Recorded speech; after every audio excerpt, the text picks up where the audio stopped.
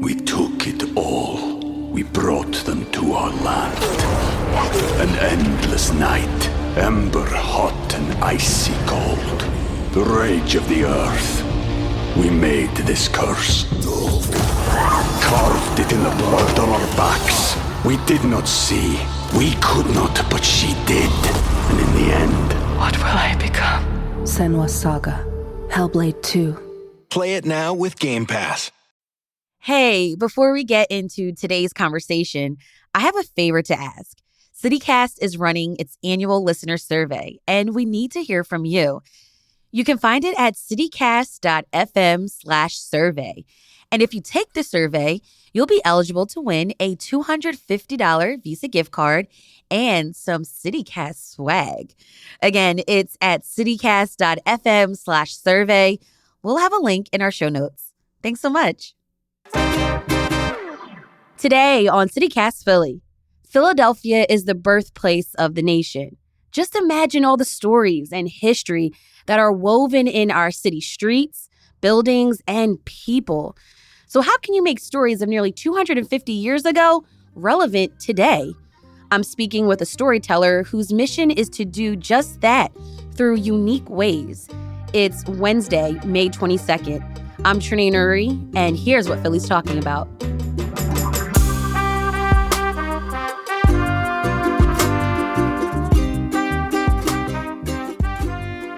Jeffrey Berwin, artistic director and storyteller director at Historic Philadelphia Incorporated, which is a nonprofit that keeps our nation's history relevant and alive. Thanks for joining me on CityCast Philly. Trenae, I'm excited to be here, and this is our big week as we launch the program in just a few days. Yes. Your organization maintains the Betsy Ross House, Franklin Square, and the annual Once Upon a Nation storytelling program that actually starts Memorial Day weekend and it lasts through September 2nd. Visitors can travel through time and learn the secrets and the stories of Philly's past from professionally trained storytellers at 8 designated benches throughout Old City. So I got to ask you, which stories are you focused on in this program? Well, we tell, in any one year, we tell between 50 and 75 different stories. We have hundreds of stories we've created over the years. We're in our 30th year as an organization and our 20th year with Once Upon a Nation. And every storyteller is located at a semicircular bench outside a key spot. And they have 5 distinct stories that are actually carefully scripted, but I stage them along with my team to make them very engaging. So they have a variety of stories. There'll be a few, say, Revolutionary period stories, but we also tell underrepresented stories, not only the founding fathers. Every bench has a story about a founding woman, an African-American story, other stories. Some are very interactive. They're going to adjust the story depending on who they're in front of. They're trying to make our history super interesting and engaging enough. I call them history teachers in disguise. Oh, I like because that. We're gonna have fun doing it. And also, many of the stories are very moving, where there's some tearjerkers. It's exciting history. Okay, what's your favorite story about Philadelphia? Oh my gosh, I you're know. asking me to pick. How am I supposed to do that? Right, like what's your favorite child? Exactly right. I'm going to ask you that, Trenae. I'll have to pick 2. One of the stories we launched the program with about Lydia Dara, a Quaker spy, an older Quaker lady. Her house was commandeered by the British during the British occupation of Philadelphia. And one night she overheard a meeting downstairs in her parlor. And she crept down there and she overheard them whispering that they're going to do a surprise attack at George Washington's army then in White Marsh. And this older Quaker lady decides to sneak out of the city. She gets a pass and she warns Washington in time. They turn the tables on the British. And it's really exciting. Another favorite story is about Henry Box Brown. This is an enslaved. I've heard of his story before. You hear about it in schools. And this is an enslaved African-American during the Civil War period, decided to escape Richmond by putting himself in a box. And he shipped himself from Richmond to Philadelphia in freedom. And it's highly dramatic. And the storytellers reenact all these stories so people see it. There's a distinct style we've developed, which is you're really acting out all the parts and dealing with a lot of invisible things. So the storyteller will actually show you, trigger your imagination by showing you the dimensions of the box, getting inside the box, water bladders and all these stuff, and he's jiggled upside down and lands in Philadelphia, and he rises out of the box, almost resurrected in freedom. Wow. So love those two stories. How do you keep the history exciting, though, for folks, because sometimes we hear about stories, taught in school, but how do you bring out some of those exciting elements to a story?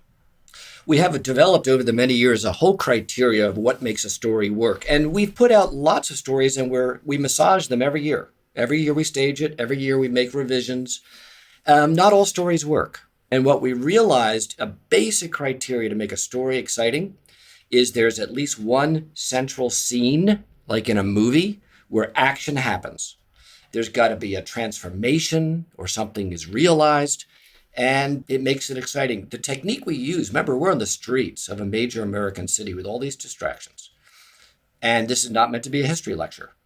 So these 5 to 7 minute stories are focused on great moments. For example, where Billy Bartram, the future botanist, wrestles an alligator down in Georgia, and the storyteller is on the bench, and all of a sudden he's picked one of the mom or dad who's on the bench, and they're the alligator snapping their jaws, and the storyteller's poking them with a pretend stick, and the kids are giggling, and cameras are coming out, and people are enjoying themselves.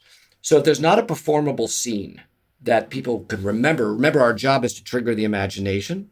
And remember, we humans think in pictures. So we don't really remember numbers and dates, right? Mm-hmm. And that's typically how history is delivered. We do remember in pictures. And that's the key technique we've developed at Once Upon a Nation. More on how to be a historic Philadelphia storyteller after the break.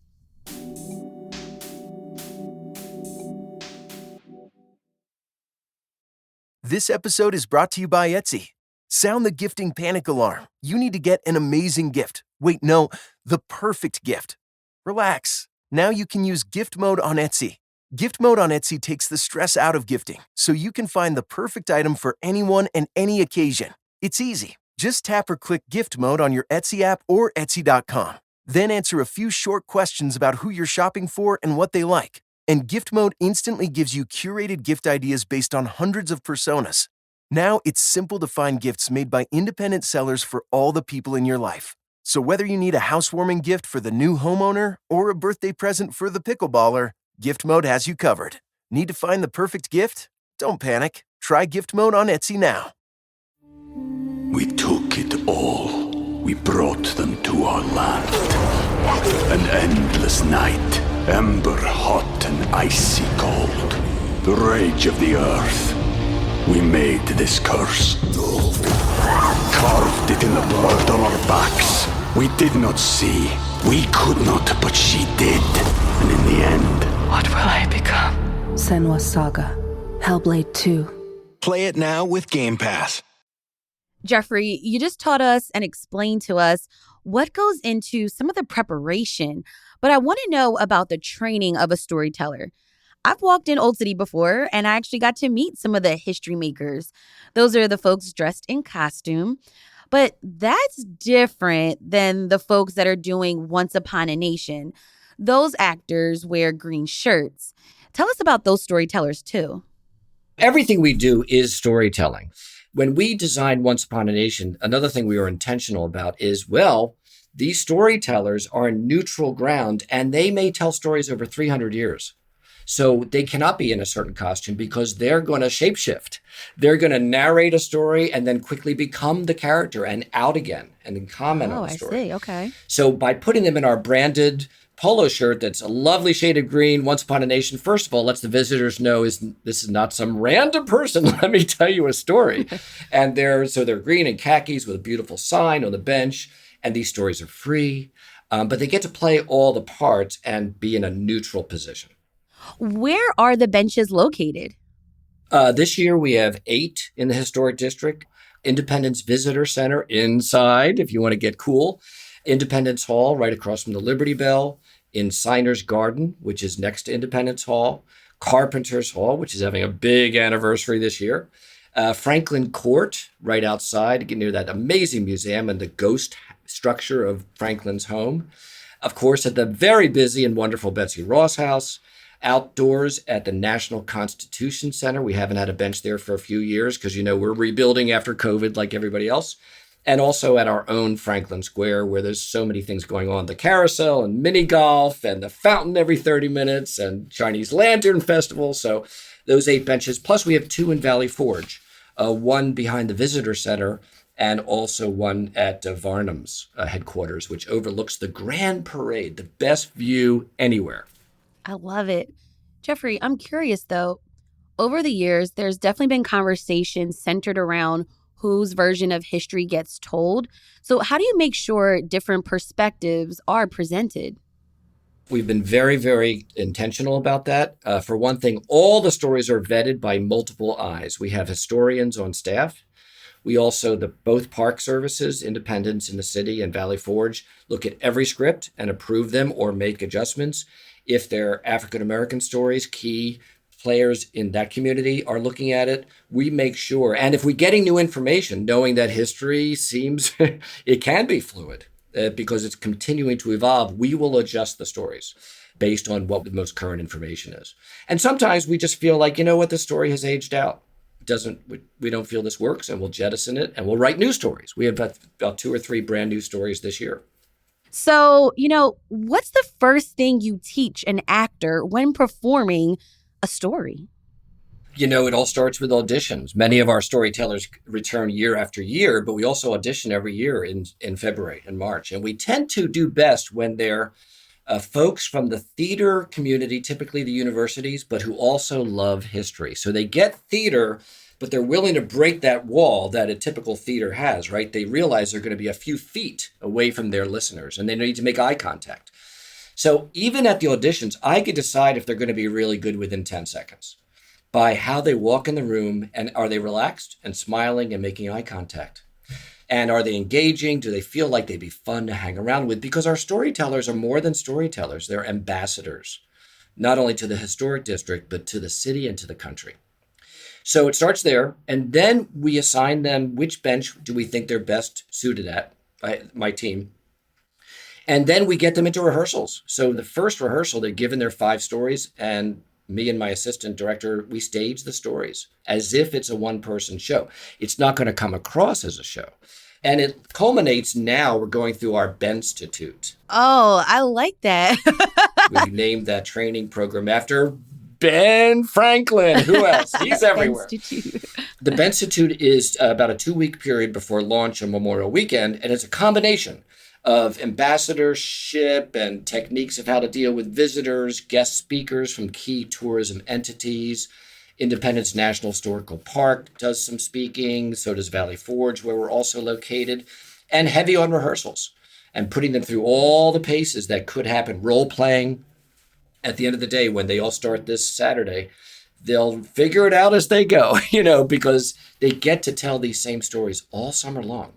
And the stories will adjust and modify based on the reaction. And to watch the visitor go from, I have to go to this museum and I have to do that.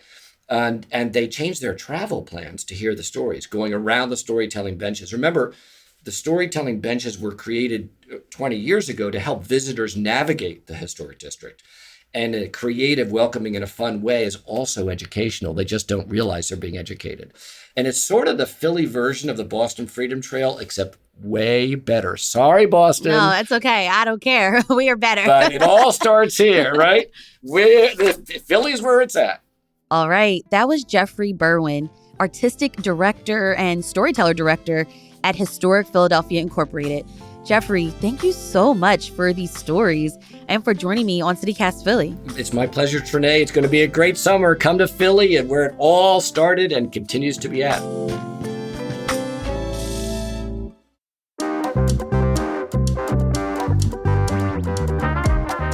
Wasn't that great? That's all for today here on CityCast Philly. If you enjoyed this episode about what goes into being a historic Philly storyteller, tell a friend. Rate the show, leave us a review, and hit that subscribe button. Be sure to sign up for our morning newsletter, Hey Philly, to learn more about what else Philly's talking about. We'll be back tomorrow morning with more news from around the city. Bye.